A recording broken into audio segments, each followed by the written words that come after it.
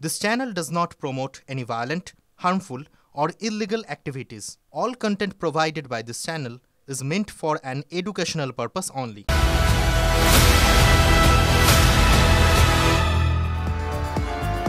আর এবারে এসআইআর নিয়ে মতুয়া করে মুখ্যমন্ত্রী মমতা বন্দ্যোপাধ্যায়। মঙ্গলবার বনগাঁয় সভা করবেন মমতা বন্দ্যোপাধ্যায়। তুমুল গোষ্ঠীদ্বন্দ্বের মধ্যেই এবারে মতুয়া করে মমতার সভা এবং পদযাত্রা। সভা শেষে পদযাত্রা করবেন মমতা বন্দ্যোপাধ্যায়। ঠাকুরনগর পর্যন্ত পদযাত্রা করবেন তিনি।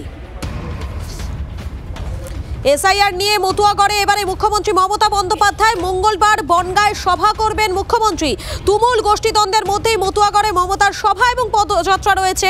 সভা শেষে পদযাত্রা করবেন মমতা বন্দ্যোপাধ্যায়। ঠাকুরনগর পর্যন্ত পদযাত্রা করবেন তিনি।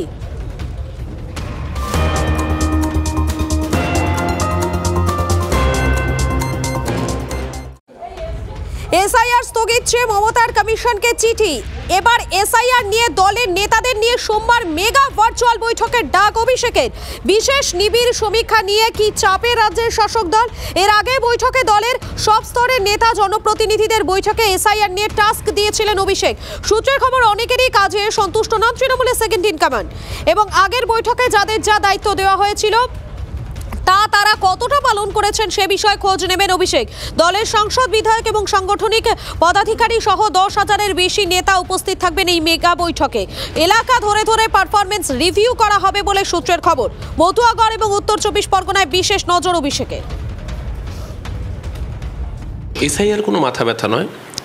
এসআইআর এর মাধ্যমে ভোট চুরির যে অপকৌশল বিজেপির, সেটা নিশ্চিতভাবে একটা উদ্বেগের কারণ তো বটেই। কারণ এ রাজ্যের বুকে ওরা জানে ভোট চুরি করতে না পারলে জিততে পারবে না।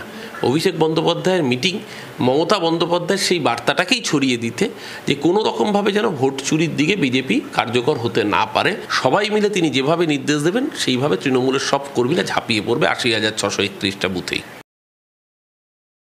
তো যদি পিসিমনির কথা তিনি মেনে চলেন, এটাই যদি সরকারি নীতি হয়, তাহলে কালকে অভিষেক বন্দ্যোপাধ্যায় ঘোষণা করে দিন যে তাদের ভোট রক্ষা শিবির আর চলবে না, সব তুলে নেওয়া হচ্ছে। আপনাদের মাধ্যমে জেনেছিলাম 6,000 নাকি এমন শিবির করে তারা ভোটারদের সহযোগিতা করছেন, ফর্ম ফিল আপ করতে সাহায্য করছেন। দিদির দূত নামক একটা অ্যাপের মাধ্যমে যে কোনো ভোটারের তারা এনুমারেশন ফর্মের ছবি তুলে নিচ্ছেন। ফলে ভোটারদের যে রাইট টু প্রাইভেসি, তাতেও লঙ্ঘন করছেন তৃণমূলের এই বাহিনী। তো তার ফলে তৃণমূল একদিকে মমতা বন্দ্যোপাধ্যায় এসআইআর এর বিরোধিতা করছেন, আর অন্যদিকে নিচের তলায় বিএলওদের চমকানি ধমকানি দিয়ে এসআইআর কে নিয়ন্ত্রণ করার চেষ্টা করছেন অভিষেক বন্দ্যোপাধ্যায়। তৃণমূলের এই দ্বৈত নীতির আসল কোনটা তা বাংলার মানুষ জানে, কারণ বাংলার মানুষ তৃণমূল কংগ্রেসের এক্সপায়ারি ডেট লিখে দিয়েছে। অ্যাপেড ওটিপি শেয়ারের জন্য বিএলওদের উপর চাপ তৈরির বিস্ফোরক অভিযোগ। ডেপুটি নির্বাচন কমিশনারকে চিঠি দিয়ে সুর চড়ালেন বিরোধী দলনেতা শুভেন্দু অধিকারী। 3 জেলার জেলা শাসক তথা ডিইওর বিরুদ্ধে বিস্ফোরক অভিযোগ তুলে রাজ্যের মুখ্য নির্বাচনী আধিকারিককে গতকালই চিঠি দেয় বিজেপি।